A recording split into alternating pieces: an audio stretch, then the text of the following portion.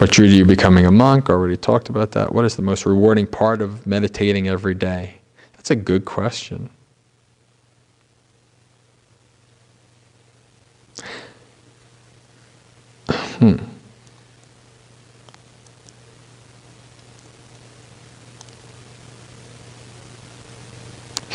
I guess it's the first thought that comes into my mind actually is when you overcome the feelings of aversion, when you overcome this strong feeling of, I don't want to meditate. Why am I meditating? And that happens to me on a regular basis. I'm sure it happens to most people on a regular basis. And especially the night meditation after we do our chanting and I'm meditating and my mind is just coming up with all kinds of reasons why I should not be in here meditating. You have a wood stove, you're going to be cold at night, you have to go and put wood in the fire, you have to do this, you have to do this. And those days where I don't listen to it, where I stay in here and meditate, those are amazing days. Because that's really a symptom of the overall nature of the practice, and that you don't have to follow what comes up in your mind. You don't have to let it control you. And it's something that is hard to see at first. It's something that comes with the practice. I call it a depersonalization. Right?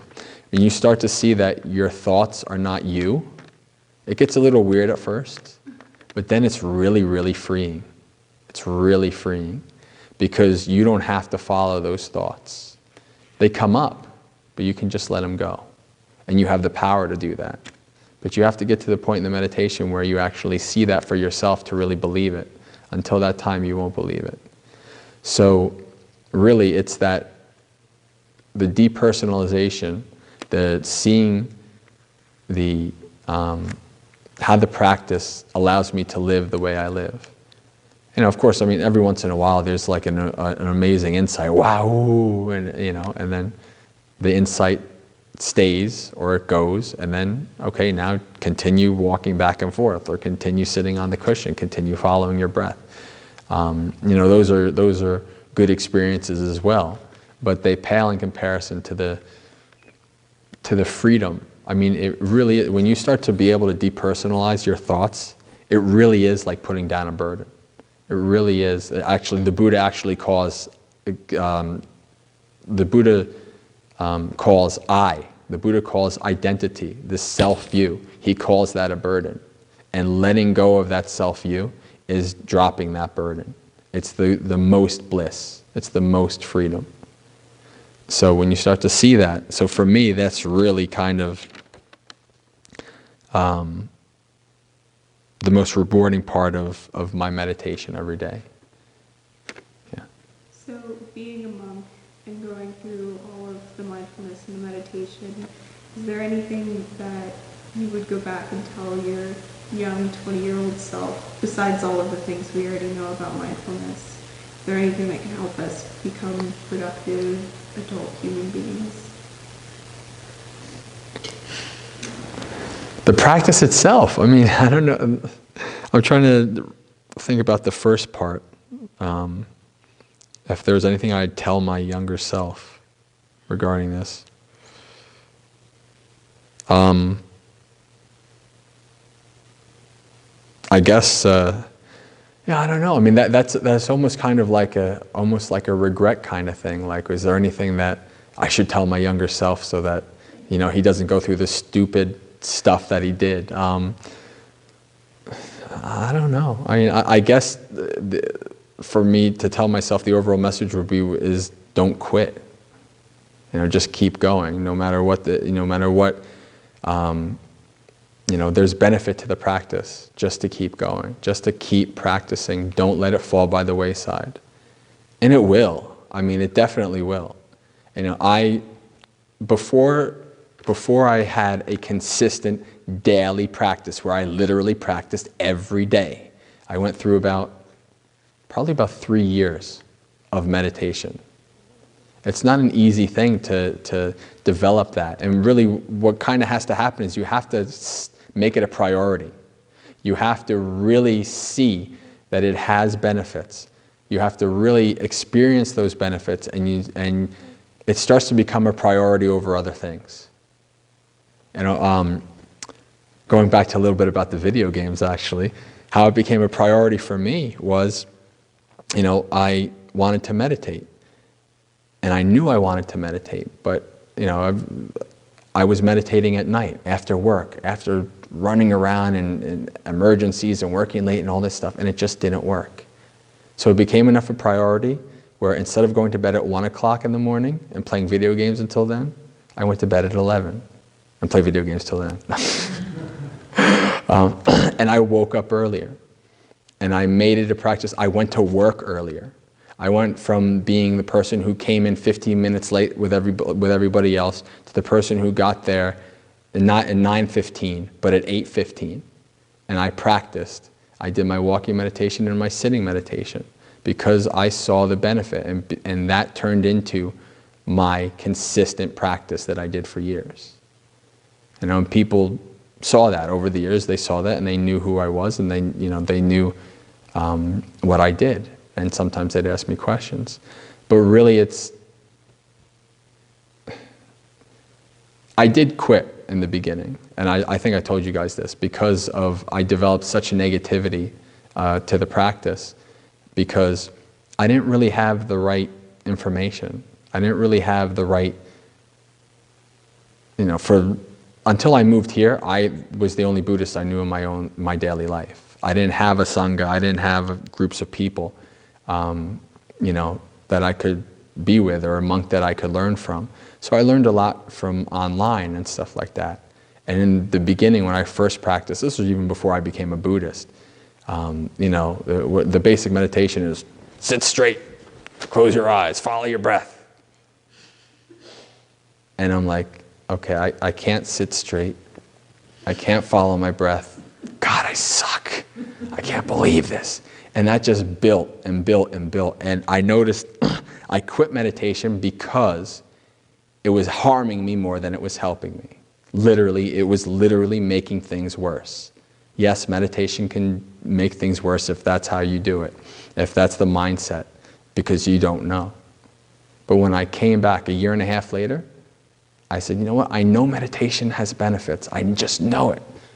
The article says so. So I'm going to come back, and it just clicked where I found the right teachings online. A monk talking about being kind to your mind and body. There's all this stuff that I told you guys. There's a reason I told you guys this, because this is what brought me back to my meditation. This is what made my meditation.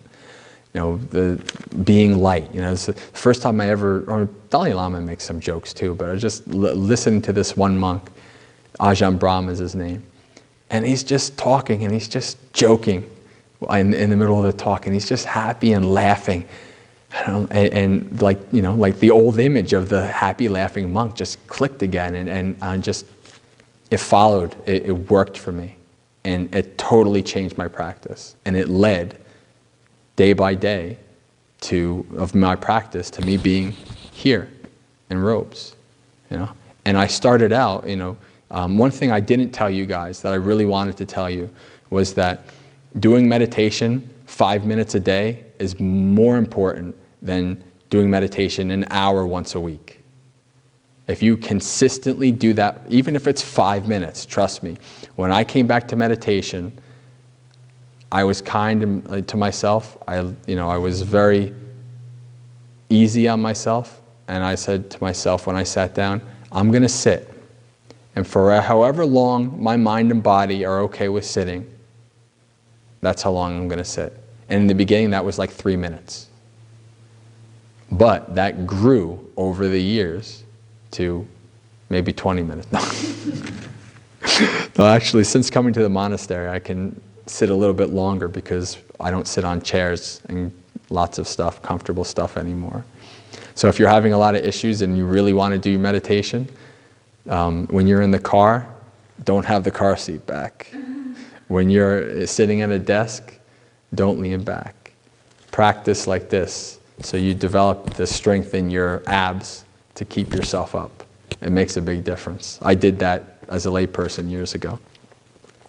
So I think I kind of went off track a little bit. Let's see. Oh, how long did it take you to feel the effects of the meditation?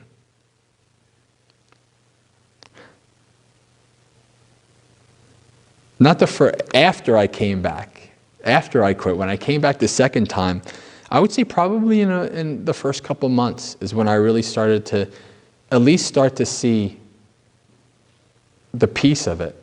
You know, the sitting down and not having the negativity in it.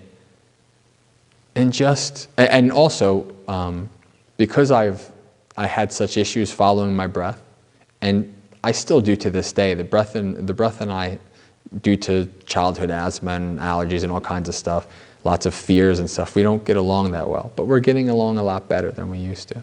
But in the beginning, when I came back, I just did straight Vipassana. For the first 7 years of my practice, this is what I did. I just watched my body. I just sat there. Whatever came up, I observed it. And that brought me a long way. And you know, in the stories, in the suttas, there are people who reach enlightenment just by doing that. Although it's a lot harder, and it's not something the Buddha necessarily recommends. So, you know, and also in my own practice, there came a time where I had the intuition that I really need to start working with my breath. And that's really what I've been doing since then. So I would say, as long as you're not harping on yourself, as long as you're not making the meditation negative, I would say in the first couple of months you'll start to see some benefit at least to it. At the very least, it'll become a time where, you know, if you've properly set yourself aside, if you've properly found a quiet space for you, at the very least it'll be a time that you can get away from the hustle and bustle of your normal life. That can be one of the first benefits that you see.